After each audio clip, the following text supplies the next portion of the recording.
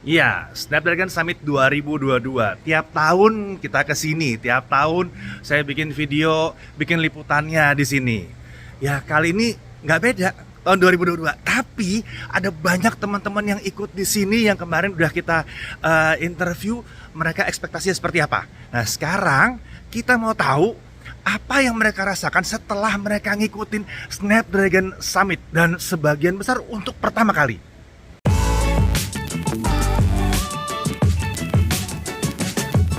Tapi sebelum kita nanya ke mereka, saya mau nanya dulu ke Pak Susanto. Ya, dia dari Qualcomm Indonesia yang ngajak kita ke sini ya.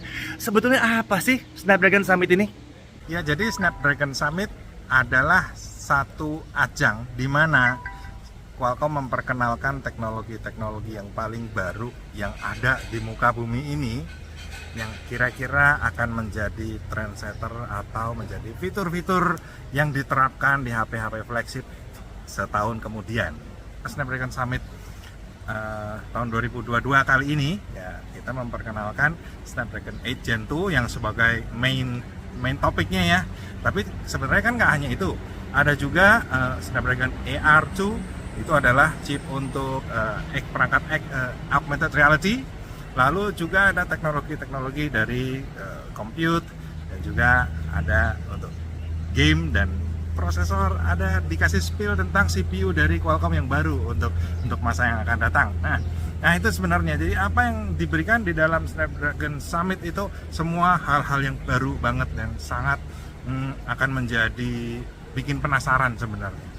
Nah, udah jelas Snapdragon Summit-nya kira-kira seperti apa. Sekarang kita masuk ke pertanyaan utamanya. Apa kesan setelah ngikutin Snapdragon Summit 2022? Ini belum selesai sih, masih ada satu acara lagi, acara party-party luau ya. Tapi semua acara teknikalnya udah selesai dan kita mau tanya kepada para content creator. Sebetulnya rasanya gimana sih ikut acara yang satu ini? Dan yang penting juga adalah apa sebetulnya yang paling impresif menurut mereka? Buat gue sih sangat meyakinkan ya, tapi sayang banget kayaknya Indonesia masih belum bisa manfaatin maksimalin yang ada gitu. Kayak Wi-Fi 7, 5G, terus RT itu, bukan RTX ya, tapi RT ya. RT, ray tracing doang. Sayang nggak ada branding, mungkin nanti ada. Tapi ya bagus banget, karena mau kayak gimana pun ya teknologi harus maju ke depan kan. Yang di belakang lama-lama bakal kebiasa sama yang udah mahal ini. Nanti ya kita pelan-pelan bisa lebih lebih ngikutin lah.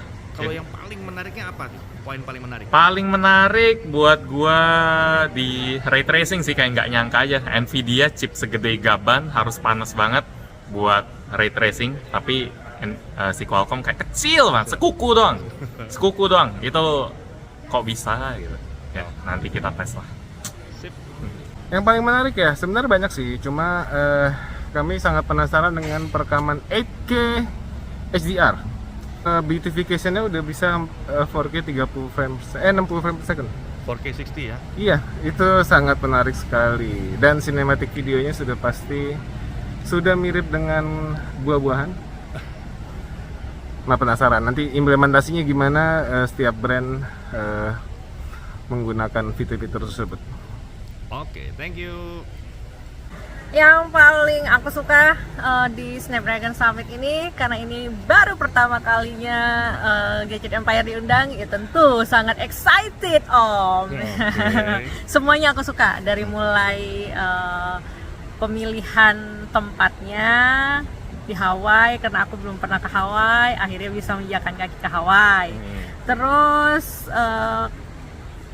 cottage-nya ya itu wow banget, dan kita di sini bisa ketemu sama tech reviewer dari seluruh dunia ya, dari seluruh dunia. Dan yang paling amaze, aku bisa foto bareng sama Super Staff kemarin. Yeay, akhirnya. Dan tentunya ya itu teknologi-teknologi yang dibawa Snapdragon untuk tahun-tahun ke depan ya, itu yang best banget dan patut untuk ditunggu. Paling gue suka dari Snapdragon Summit ini adalah ketemu sama youtuber luar. Jadi kita bisa ya belajar banyak dari mereka, sama belajar banyak juga dari Om Deddy, dari teman-teman, ada David, ada Om Modi, juga ada Wasa, ada Greg. Jadi seru banget bisa melihat kalau tech itu seluas itu gitu, jadi terbukakan matanya gitu. Terbuka gitu ya. Iya, itu sih yang paling didemenin dari Malah Snapdragon itu ya? Summit ini. Oke, Iya, mantap. gitu. Sip. Yang paling menarik dari Snapdragon Summit ini menurut saya adalah ya Snapdragon 8 Gen 2-nya. Kan kemarin di videonya Om Deddy saya ngomongnya 8CX ya. Iya. Ternyata menurut saya kayaknya yang paling seru adalah di 8 Gen 2 karena kita tuh lagi dalam proses transisi antara 32 bit apps ke 64 bit apps. Dan kenapa sih performance clusternya si Snapdragon 8 Gen 2 ini bikin banyak pertanyaan aja karena belum dibahas di sini dibahas gitu loh. ya. Kenapa harus pakai komposisi seperti itu? Itu yang menurut saya paling menarik. Oke. Sip.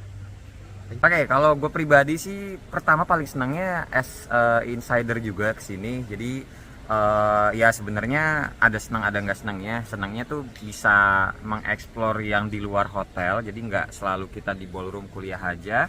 Tapi yang senangnya juga tetap dapat info dari teman-teman yang media nih, yang Mas Deddy nih. Karena kan kita beda. Mas Deddy dan teman-teman media, gue insider, gue keluar, habis itu ya tetap balik lagi ke sini. Jadi gue bisa nge-explore dua hal yang berbeda. Tuh. Terus kalau dari Snapdragon Summit ini sendiri, gue senang pastinya sih sama yang 8 Gen 2.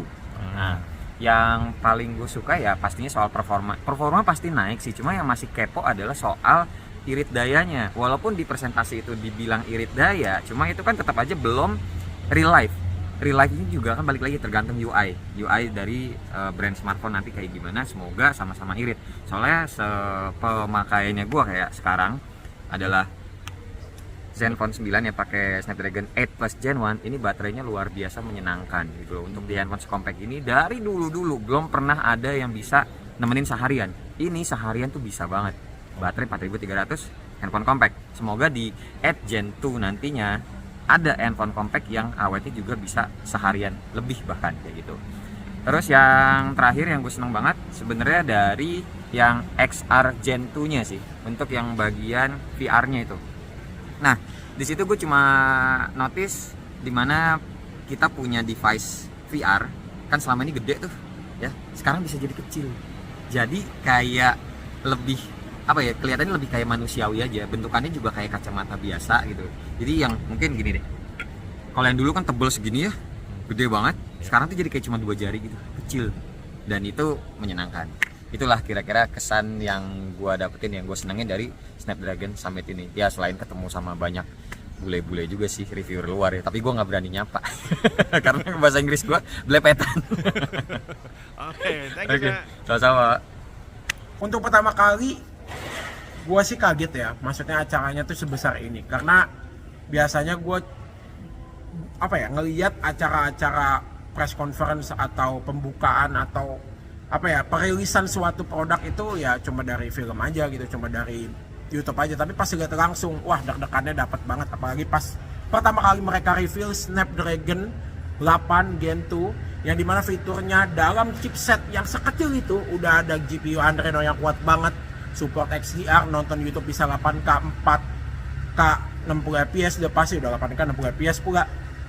RTX alias ray tracing ketika main game, gimana gue yang sebagai gamer nggak terlalu dalam banget ke tech, jadinya di sini gue langsung termotivasi untuk lebih dalam lagi ngelihat teknologi yang udah seperti sekarang gitu. Karena dulu gue kalau belum punya uang kayak sekarang ya, gue beli apa-apa tuh gue lihat dulu reviewnya, gue nontonin Om Deddy semua, gue lihat karena biar worth it gitu. Nah pas sekarang karena udah ya maksudnya gue beli aja gitu yang bagus-bagus, jadinya gue nggak sedetail dulu gitu. Jadi ini membuat gue untuk menjadi diri gue yang dulu lagi. Thank you untuk welcome undang-undang gue, dan ini acaranya seru banget dan Hawaii vibes-nya dapat banget untuk Snapdragon. Dan gue merasa terhormat juga untuk menjadi salah satu Snapdragon Insider dari Indonesia.